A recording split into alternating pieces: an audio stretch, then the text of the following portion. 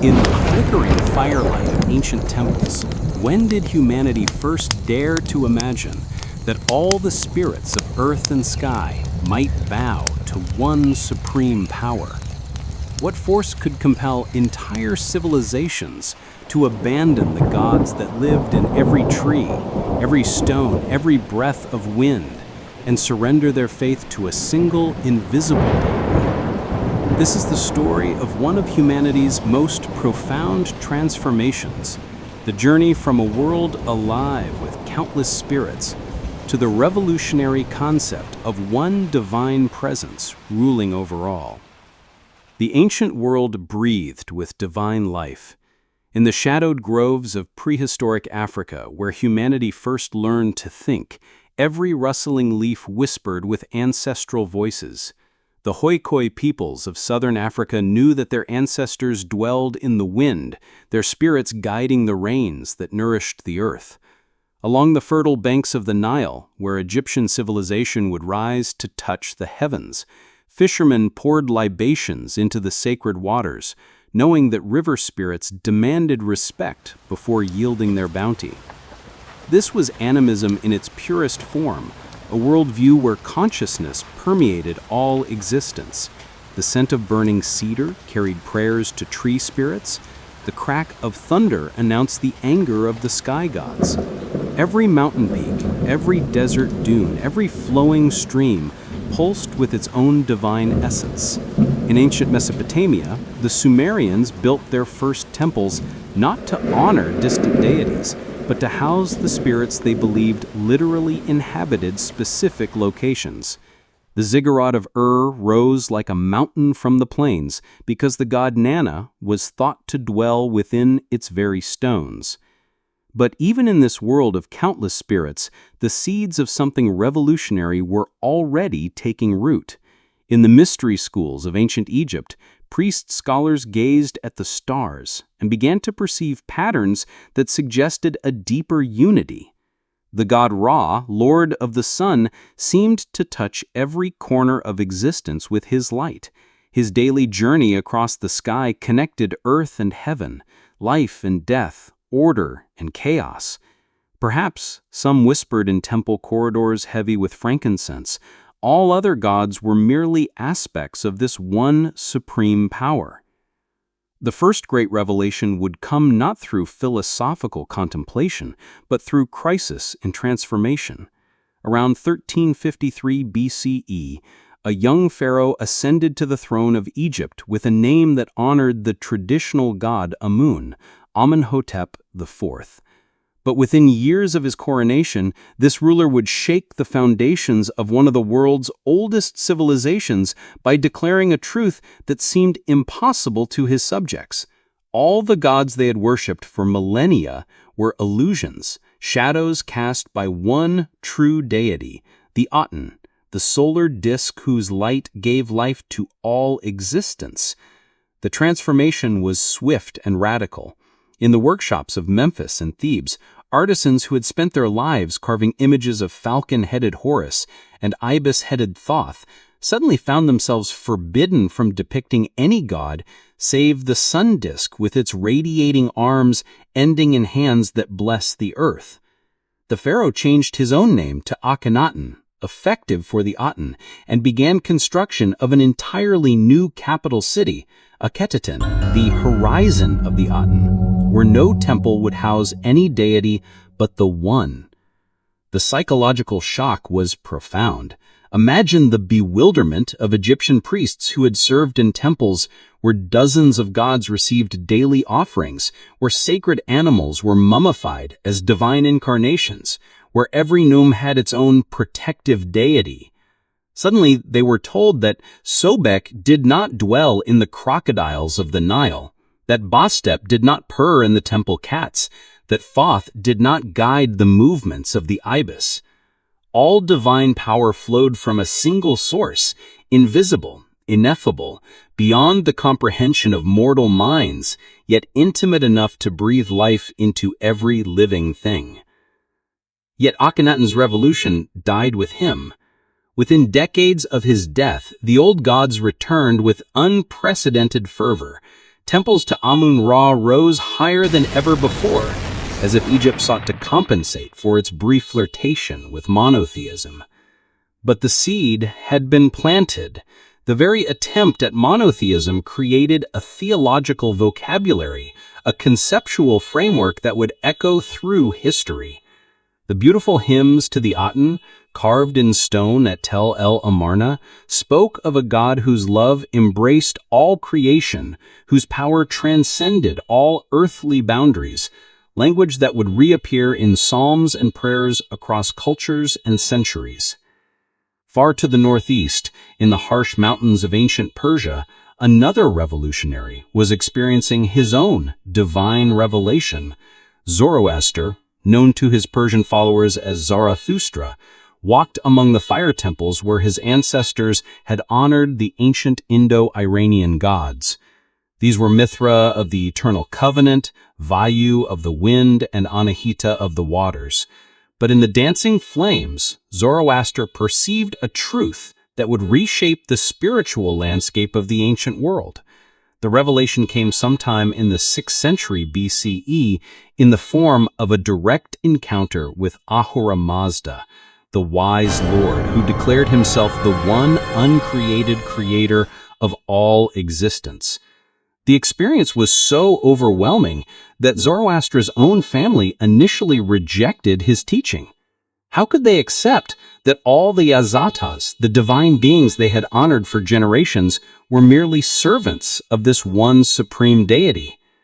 How could they comprehend a God who was not simply powerful among many, but the source from which all power flowed? Zoroaster's monotheism was revolutionary in its moral clarity. Ahura Mazda was not simply the greatest among gods. He was the embodiment of perfect goodness, locked in cosmic struggle against Angra Mainyu, the destructive spirit of evil. This was not the capricious pantheon of traditional animism, where gods could be both creative and destructive, helpful and harmful. This was a universe with moral architecture, where every human soul was called to choose between light and darkness, truth and falsehood. The impact rippled across the ancient world. Persian merchants carrying Zoroastrian prayers in their hearts traveled the Silk Road, sharing their faith in marketplaces from Samarkand to Damascus. When Cyrus the Great conquered Babylon in 539 BCE, his religious tolerance allowed Jewish exiles to return to Jerusalem, but they returned carrying Persian ideas about divine judgment, resurrection, and the ultimate triumph of good over evil that would profoundly influence Judaism, Christianity, and Islam. Meanwhile, in the humid river valleys of the Indian subcontinent, spiritual transformation was taking a different path. The Vedic peoples who had migrated from Central Asia brought with them a pantheon as diverse as any the world had ever known. Indra entrolled the thunderstorms, Agni danced in every sacrificial fire, Varuna maintained the cosmic order, and Surya drove his chariot of light across the sky. Their hymns, preserved in the Rig Veda, painted a universe alive with divine personalities as varied and unpredictable as humans themselves. But within these same hymns, composed sometime between 1500 and 500 BCE, lay verses that suggested something deeper. The Nasadya Sukta, the creation hymn of the Rig Veda, dared to ask questions that no animistic worldview had ever posed. Who really knows? Who will hear proclaim it? Whence was it produced? Whence is this creation? The hymn suggested that even the gods might be products of some more fundamental creative principle, some ultimate reality beyond the realm of names and forms. The second great revelation emerged from this questioning. In the philosophical text known as the Upanishads, composed between 800 and 400 BCE, Indian sages began to articulate a vision of ultimate reality that was simultaneously utterly transcendent and intimately present. They called it Brahman, the infinite, eternal, unchanging ground of all existence. All the gods of the Vedic pantheon, they taught, were merely finite manifestations of this infinite reality. The many were expressions of the one. The realization was both intellectual and experiential. In the forest ashrams where these teachings developed, sage philosophers like those who composed the Chandogya Upanishad guided seekers through meditation practices designed to reveal the fundamental unity underlying apparent diversity. Tattwamasi became the supreme teaching, pointing to the shocking recognition that individual consciousness and universal consciousness were the same. This was monotheism of a radically different flavor from the Persian or Egyptian varieties. Rather than emphasizing the otherness of the divine, the Upanishadic vision proclaimed its ultimate intimacy. Brahman was not distant, but was one's own deepest self. The path to the divine led not outward to temples and sacrifices, but inward to the cave of the heart, where individual identity dissolved into universal being. Yet even as these philosophical insights revolutionized religious understanding, the practical reality remained complex. Village farmers still poured milk offerings to Ganga Mata, the goddess of the sacred river. Merchants still sought the blessing of Lakshmi for prosperity. The ancient animistic practices persisted, now understood as worship of the One through its many forms. Hinduism, as it would later be called, became a remarkable synthesis of monotheistic philosophy and polytheistic practice. The transformation was equally complex in ancient China, where shamanic traditions as old as human civilization gradually gave way to more philosophical approaches to the divine. In the earliest Chinese religious practices, shamans served as intermediaries between the human world and the spirit realm. They communicated with ancestors, negotiated with local deities, and performed rituals to ensure harmony between earth and heaven. The Shang dynasty kings, ruling from around 1600 to 1046 BCE, practiced divination by casting oracle bones, believing that their royal ancestors could reveal the will of Shangdi, the supreme deity of the sky. But even this ancient practice contained the seeds of monotheistic thought. Shangdi was not merely one god among many, but the ultimate authority, to whom all other spirits were subordinate. When the Zhou dynasty overthrew the Shang around 1046 BCE, they brought with them the concept of the mandate of heaven, Tianming, which suggested that legitimate political power derived from a single cosmic principle that transcended individual deities and spirits. The philosophical revolution came with thinkers like Lao Tzu and Confucius in the 6th century BCE. Lao Tzu spoke of the Tao, the way, as the source and pattern of all existence. The Tao was simultaneously transcendent and immanent, the creative principle from which all things emerged and to which all things returned. It could not be named or described, yet it was more real than anything that the senses could grasp. Confucius approached the divine from a different angle, focusing on the moral order that seemed to govern human affairs. His concept of heaven, Tian, was less a personal deity than a cosmic principle of righteousness and harmony. Yet for Confucius, this principle was utterly real and intimately involved in human affairs. Heaven knows me, he declared, expressing a profound trust in a benevolent cosmic order that cared for moral beings. The third great revelation concerns something that scholars have only recently begun to understand. The process of religious transformation was never as clean or complete as traditional histories suggested. Even as monotheistic ideas spread across the ancient world, animistic practices and beliefs persisted, adapted, and found new expression within monotheistic frameworks. In the kingdom of Aksum, which controlled much of modern-day Ethiopia and Eritrea from the 1st to 7th centuries CE, the adoption of Christianity under King Ezana around 330 CE did not eliminate the ancient practices that connected the people to their landscape. Ethiopian Christianity developed its own distinctive character, incorporating traditional beliefs about sacred groves, holy springs, and protective spirits into a monotheistic framework. The Ark of the Covenant, which Ethiopian tradition claims resides in the Church of Saint Mary of Zion in Aksum, became a focal point for practices that blended biblical monotheism with indigenous African spirituality. Similar patterns emerged across West Africa, where the great empires of Ghana, Mali, and Songhai encountered monotheistic Islam through trans-Saharan trade.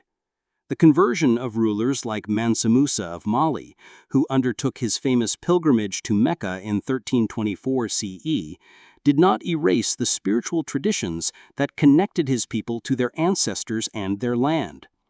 Instead, Islamic monotheism provided a new framework within which traditional practices could be reinterpreted and preserved. The mosque schools of Timbuktu, which became centers of Islamic learning in the 14th and 15th centuries CE, developed distinctively African approaches to Islamic theology that honored both the unity of Allah and the continuing presence of ancestral spirits. Scholars like Ahmad Baba al-Timbuktu, writing in the late 16th century CE, articulated sophisticated theological positions that acknowledged the absolute sovereignty of God while making space for the intercession of saints and the guidance of ancestors. Even in the Arabian Peninsula, where Islam would emerge as perhaps the most uncompromising monotheism the world had ever seen, the transition from animism was gradual and complex. Pre-Islamic Arabian society was thoroughly animistic. The Kaaba in Mecca housed not one deity but hundreds: tribal gods and goddesses, nature spirits, protective idols brought by pilgrims from across the Arabian Peninsula. The three goddess daughters of Allah, Al-Lat, Al-Uzza, and Manat, received particular veneration, and ancient stone circles in the desert marked sacred sites where jinn and other spirits were believed to dwell. When Muhammad began preaching his radical monotheism in the early 6th century CE, he was not introducing an entirely foreign concept. Allah had long been recognized as a high god in the Arabian pantheon. But Muhammad's revelation went far beyond acknowledging Allah's supremacy. It demanded the complete rejection of all other spiritual beings as objects of worship. La ilaha illallah, there is no God but God, became the fundamental declaration of Islamic faith, a statement that swept away millennia of animistic practice with uncompromising clarity. Yet even Islam found ways to honor pre-Islamic spiritual traditions within its monotheistic framework. The pilgrimage rituals of the Hajj incorporated ancient Arabian practices: the circumambulation of the Kaaba, the running between the hills of Safa and Marwa, the standing at Arafat, reinterpreting them as acts of worship directed solely toward Allah. The black stone embedded in the Kaaba, which had been venerated for centuries before Islam, became a symbol of divine presence rather than an object of worship in itself. The transformation of human religious consciousness was neither uniform nor complete.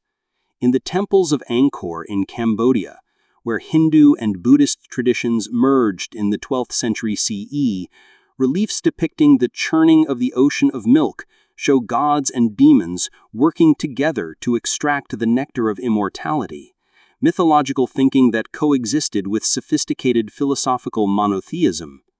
King Jayavarman VII, who built the Temple of Bayonne around 1200 CE, was a devout Buddhist who understood ultimate reality as Buddha nature present in all beings. Yet his temple was filled with guardian spirits and protective nagas that served distinctly animistic functions. Archaeological evidence from across the ancient world reveals the complexity of religious transition. Excavations at Tel El Amarna show that even during Akhenaten's monotheistic revolution, Egyptian households continued to keep small figurines of traditional gods. In Zoroastrian fire temples from the Sassanid period, archaeologists have found votive offerings that suggest worshippers continued to petition individual iazatas for specific favors, even as they acknowledged Ahura Mazda as the supreme creator. The psychological mechanisms underlying these transformations were equally complex. Anthropologists studying contemporary religious conversion have identified patterns that illuminate the ancient world. Crisis often catalyzes religious change. Natural disasters, military defeats, economic collapse, or personal trauma can shatter confidence in traditional spiritual systems and create openness to new approaches. The rise of Zoroastrianism occurred during a period of political upheaval in the Persian Empire. Buddhism emerged during the social transformations of the Axial Age in India. Islam spread rapidly during the decline of the Byzantine and Sassanid empires. But the crisis alone was not sufficient. The new religious vision had to offer compelling solutions to problems that existing traditions could not address. Monotheism provided several psychological and social advantages over animism. It offered a unified worldview that could make sense of an increasingly complex and interconnected world. It provided moral clarity in societies struggling with questions of justice and meaning. It offered the promise of a universal community that transcended tribal and ethnic boundaries. Perhaps most importantly, monotheism addressed the problem of spiritual authority in increasingly centralized political systems. Animistic traditions were inherently decentralized. Each locale had its own spirits, each family its own ancestors, each craft its own protective deities. But growing empires needed religious systems that could provide legitimacy across vast territories and diverse populations.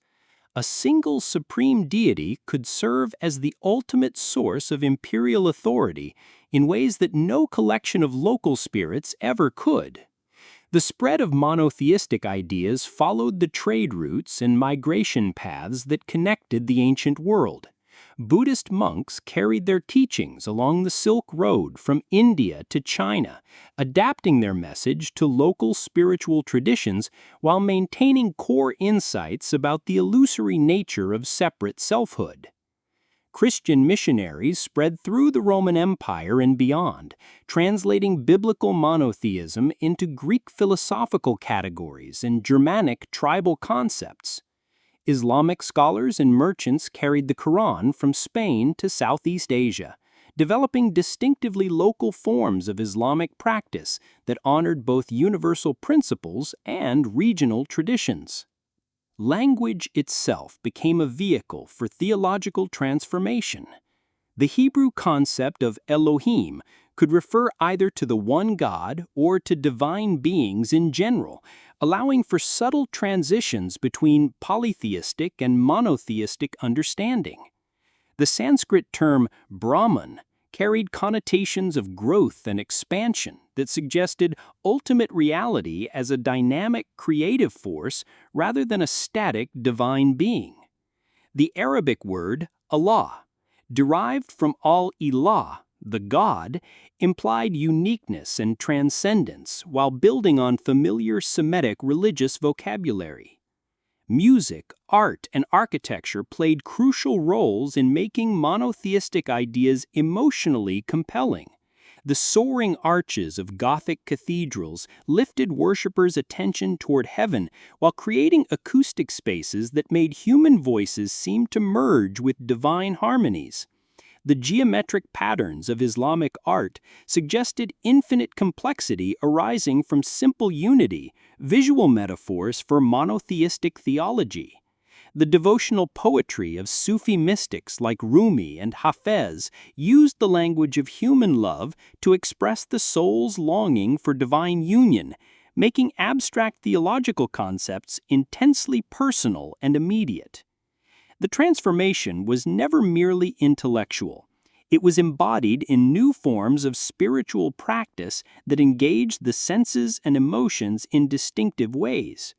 Where animistic traditions had emphasized place-specific rituals and seasonal celebrations, monotheistic practices often focused on regular, repeated activities that could be performed anywhere by anyone.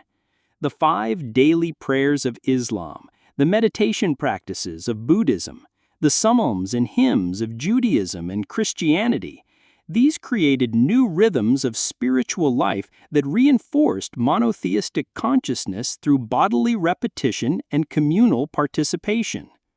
Yet in temples and sacred spaces across the ancient world, the old ways persisted in new forms. The Hindu temple complexes of South India, built between the 7th and 13th centuries CE, acknowledged Brahman as ultimate reality while providing elaborate ritual spaces for hundreds of deities understood as aspects of the One. The Cathedral of Santiago de Compostela in Spain became a pilgrimage destination where Christian monotheism merged with ancient Celtic practices of sacred journey and ritual transformation. The Sufi shrines of Central Asia combined Islamic teachings about divine unity with traditional practices of ancestor veneration and sacred geography. The process of religious transformation continues to this day. In contemporary Africa, Christian and Islamic monotheism coexist with traditional practices that honor ancestral spirits and local deities. In modern India, philosophical Hinduism's sophisticated monotheism thrives alongside village traditions that treat individual gods and goddesses as autonomous divine persons. Even in secularized Western societies, New Age spiritualities often blend monotheistic language with animistic practices like crystal healing and earth-based ritual. The evolutionary journey from animism to monotheism reveals patterns that illuminate the deepest structures of human consciousness. Our species seems drawn both to the immediate personal presence of the sacred in the natural world and to the abstract universal principles that can unite diverse experiences into coherent meaning. We need both the tree spirits that make our local landscape holy and the universal deity that connects us to all humanity. Perhaps most profound insight emerging from this vast historical survey is that the evolution of religious consciousness is not a simple progression from primitive to advanced, from false to true, from many gods to one. Instead, it represents the gradual development of increasingly sophisticated ways of understanding and relating to the mystery that surrounds human existence. Animistic traditions preserve crucial insights about the sacred presence that permeates the natural world. Monotheistic traditions offer powerful visions of cosmic unity and universal moral order. Neither alone provides a complete picture of the divine mystery that has captivated human imagination across millennia. The archaeological record suggests that the most spiritually rich traditions have always found ways to honor both the many and the one, to recognize both the particular sacred presence that dwells in this specific place and time and the universal sacred reality that transcends all boundaries of space and time.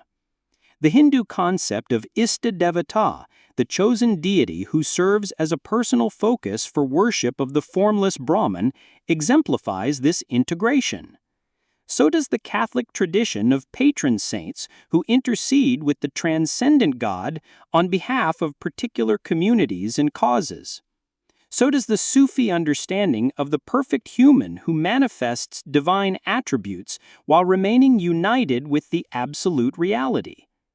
But in the shadows of our modern temples and churches, mosques, and meditation halls, how many ancient spirits still whisper their forgotten names? Archaeological discoveries continue to reveal the complexity of humanity's spiritual journey. The Göbekli Tepe complex in Turkey, built over 11,000 years ago, predates both Stonehenge and the Egyptian pyramids, suggesting that sophisticated religious architecture emerged far earlier than scholars had imagined. The recently discovered Gospel of Thomas and other Gnostic texts reveal forms of early Christianity that blended monotheistic faith with esoteric practices reminiscent of ancient mystery religions. Genetic studies of modern populations reveal migration patterns that help explain the spread of religious ideas. Linguistic analysis traces the evolution of words for the divine across cultures and centuries. Neurological research explores the brain states associated with mystical experiences that seem remarkably similar across different religious traditions. Each discovery adds complexity to our understanding of how human beings have sought to comprehend the sacred dimension of existence. What other profound transformations in human consciousness await discovery in the unexcavated ruins of forgotten civilizations?